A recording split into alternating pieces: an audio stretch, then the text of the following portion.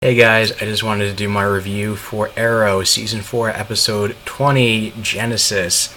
The episode starts with Damien Dark arriving at Hive headquarters with Malcolm, Andy, and Murmur in tow, and predictably he kills two members of the Hive Council because for leaving him to rot in jail, and intimidates the other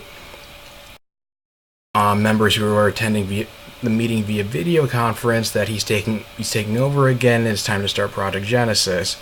Their bodies are found by Team Arrow, or found and identified by Team Arrow, but because they don't know how to combat Dark's magic, and Oliver decides to go to Hub City with Felicity and meet with an acquaintance of Constantine to help with that. Thea agrees to go on a getaway with Alex, and Diggle decides to go spend more time and look after his family. Who we find out Lila and baby Sarah are in this tractor trailer in this like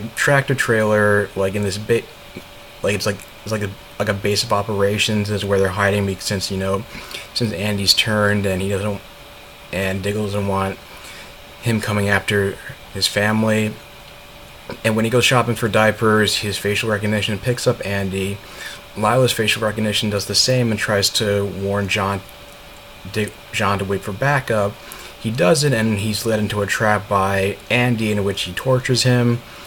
John tries to reason with him, saying that he already has a family, Carly and Andy Jr., but it turns out Hive's already. But Andy declares Hive his family. He tortures John for a little bit, but he eventually escapes. But the whole thing turns out to be a ruse, just so Andy was able to put a tracking device on him and locate Lila.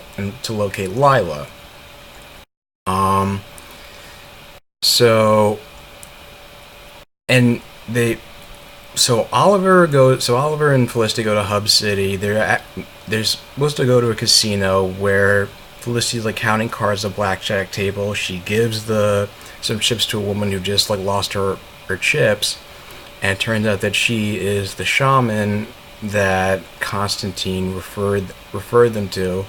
And they go into this back room, and I don't know if it takes them. It's if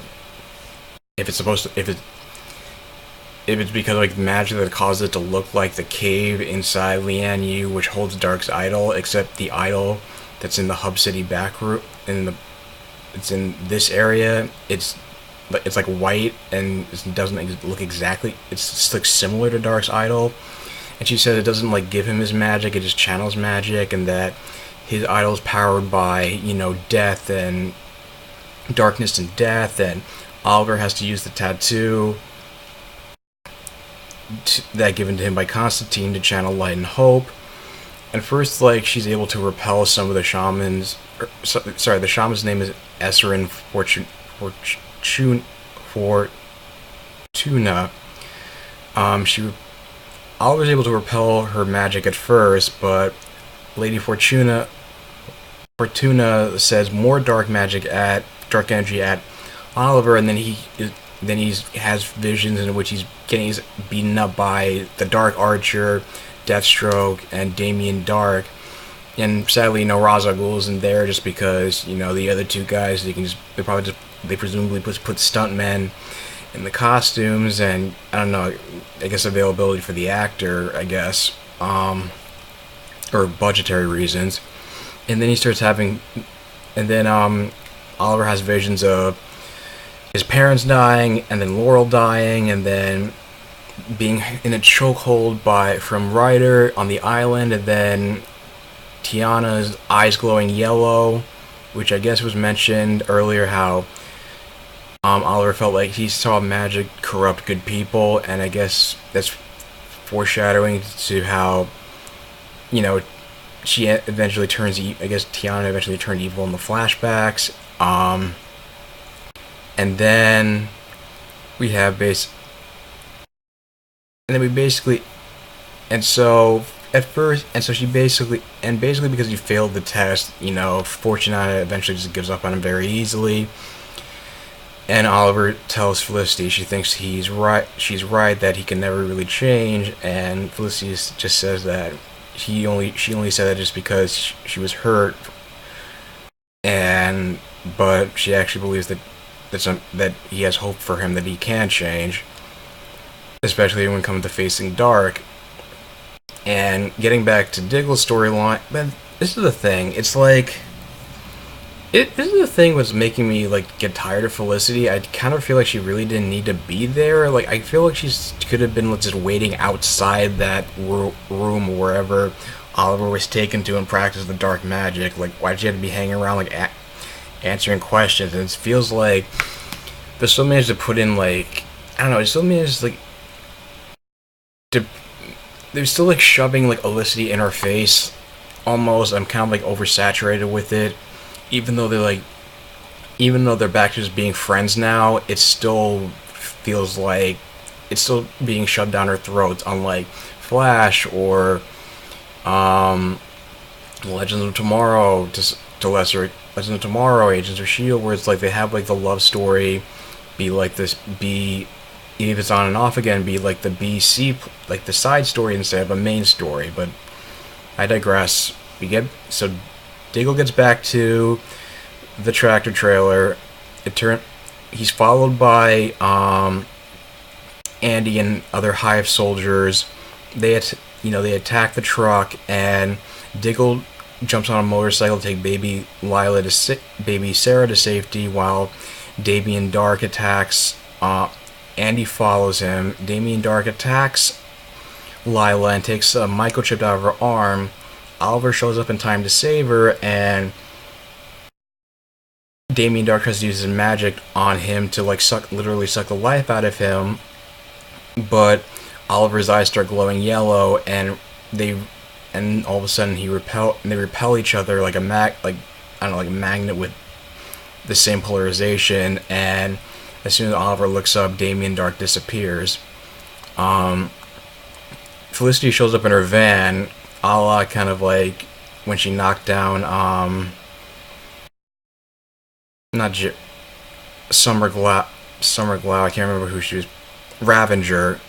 And with the van, she does a couple of Hive soldiers to save Diggle, but he still decides to go after Andy, and he finally corners him. He has a gun in his face, and Andy just keeps taunting him, just saying like, you're willing to put your life on the line and kill in order to save your family, in order to protect your country, but you can't do what's necessary to protect your family. And keeps saying he's going to keep coming after, and he's going to keep coming after John's family no matter what, to the point where, as a knee-jerk reaction, John kills Andy in cold blood, and Oliver comes and says what happened, and says that he was never going to stop coming after my family, to the point where he even has to lie to Lila, saying that Andy actually tried to grab his gun and he acted in self-defense, just to help ease his guilt, and also just not to be as Lila pointed out earlier, when John was tempted to almost do what he did, was not become the man that Lila married, not the man that Lila divorced. And with Thea, she's on this vacation, kind of this suburban area. It's sunny and bright, but they're the only two people in that neighborhood, and she starts hearing these animal sounds that she realizes is on a loop, and she starts getting suspicious and paranoid about what's going on. And Alex just tries to calm her down and says, you're worrying about nothing, until he sees the yellow pills that Dark gives to his soldiers to brainwash them. As it has apparently been Alex has been given. Damien's wife has given them to Alex, and he's been taking them. And then she runs outside and realizes she's being chased by dark soldiers, until she hits a dome and realizes she's trapped inside this glass dome in this underground